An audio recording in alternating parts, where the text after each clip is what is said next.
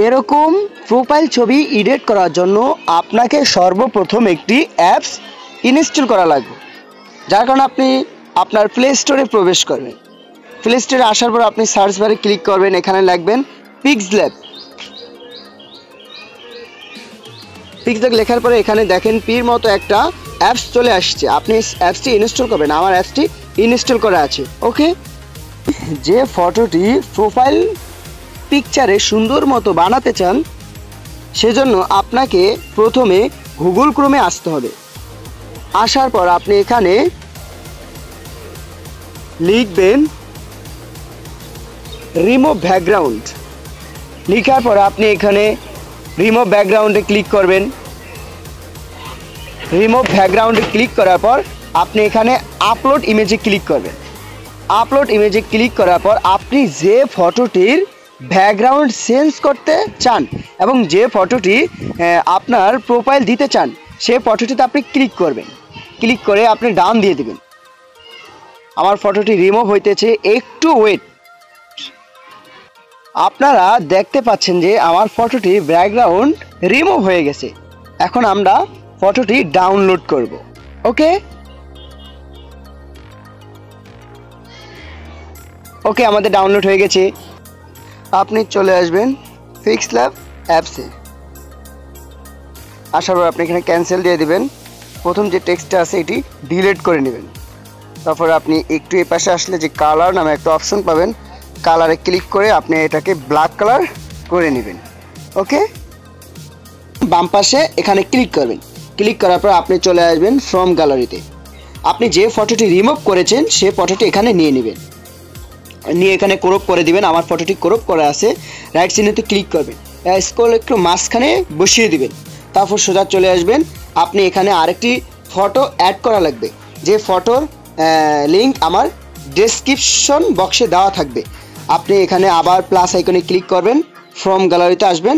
আসার পর আপনি এখান থেকে আমার এখানে আছে সানরাইজে ক্লিক করলাম। তারপর আমি এটা একটু ক্রপ করে নেব।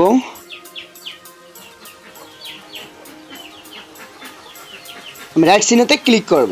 আমি এটা করার জন্য আমি একটু এই পাশে আসবো, এই চিহ্নতে মাঝের চিহ্নতে ক্লিক করে একটু ডান পাশে আসলে আপনি এখানে যে কালার নামে অপশন পাবেন, কালারে ক্লিক করবেন। ক্লিক করার আপনি একটু এটা ওকে দিয়ে দিবেন। তারপরে একটু নিচের দিকে আসবেন, এখানে ব্ল্যাক কালার করে নেবেন। তারপর রাইট চিহ্নতে ক্লিক করবেন, করার পর আপনি এটাকে একটু ছোট করে নেবেন। তারপরে আবার এ পাশে আসার পর এখানে কপি আছে, কপিতে ক্লিক করব। কপি দেওয়ার পর আমার এটা কপি হলো, এরকম 3 বার কপি করে নেবেন। মানে আবার কপি হলো, আমি আবার দিয়ে দিলাম আমাদের। তারপরে ফটোতে ক্লিক করবেন। ফটোতে ক্লিক করার পর আপনি সেই মাঝের চিহ্নতে আবার ক্লিক করবেন। ক্লিক করার পর আপনি স্ক্রল ডাউন করে একটু ডান পাশে আসবেন। আসার পর আপনি এখানে দেখতে পাবেন যে কালার ফিল্টার্স নামে একটা অপশন আছে, আপনি অপশনে ক্লিক করবেন। ক্লিক করার পর আপনি এখান থেকে একটু নিচে দিকে আসলে আপনি এখানে যে দুটো অপশন পাবেন, দুটো অপশন আপনি কমিয়ে দিবেন। এটা আর উপরেটা কমিয়ে দিন, তাহলে ওকে। রাইট চিহ্নতে ক্লিক করবেন। এখন আমরা টেক্সট অ্যাড করব, যার কারণে আমরা আবার প্লাস আইকনে ক্লিক করব। প্লাস আইকনে ক্লিক করার পর আপনি টেক্সটে ক্লিক করবেন। টেক্সটে ক্লিক করে আপনি এটা মাঝখানে আনবেন। টেক্সটে ক্লিক করার পরে আপনি এতে ক্লিক করবেন, এখানে আপনার নাম লিখবেন।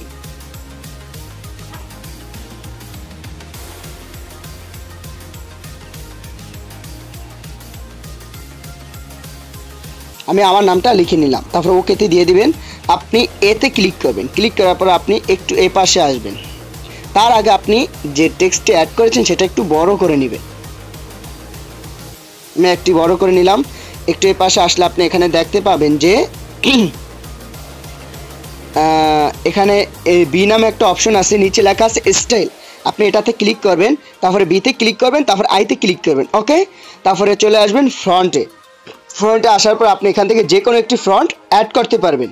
আমি এই ফ্রন্টটি অ্যাড করব। ওকে দিয়ে দিলাম। তারপরে আপনি এখান থেকে চলে আসবেন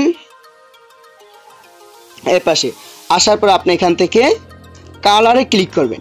কালারে ক্লিক করার পর আমার এখানে আমি নামটাকে দুটো রং করব, যার কারণে আমি কালারে ক্লিক করে একটু নিচের দিকে আসলাম। আসার পর আমার